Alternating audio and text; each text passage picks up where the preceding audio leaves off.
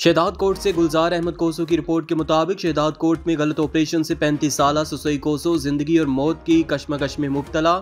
Media से गुफ्तगू करते हुए ससोई की वालिदा और देवर गलशीर कोसो ने कहा कि डिलीवरी के वक्त हम ससोई को ले गए डॉक्टर उमर बरोई के सेंटर में। यहाँ पे डॉक्टर उमर और उसकी बेटी डॉक्टर ज़हरा ने ऑपरेशन तो किया, लेकिन ऑपरेशन के बाद मरीज के पेट में डॉक्टरों की लापरवाही की वजह से 1 मीटर कपड़ा रह गया, जिसकी वजह से मरीज के गुर्दे खत्म हो गए।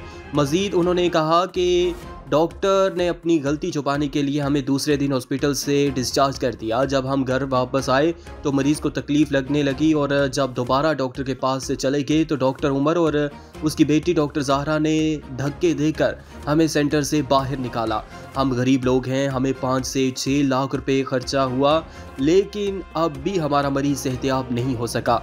हम आला अदलिया निगरान गवर्नमेंट से अपील करते हैं कि खुदारा इस मामले पर हमें इंसाफ दिलाया जाए और डॉक्टर के खिलाफ कानूनी कार्रवाई की जाए ताकि डॉक्टर और किसी मजलूम की ज़िंदगी तबाह ना कर सके।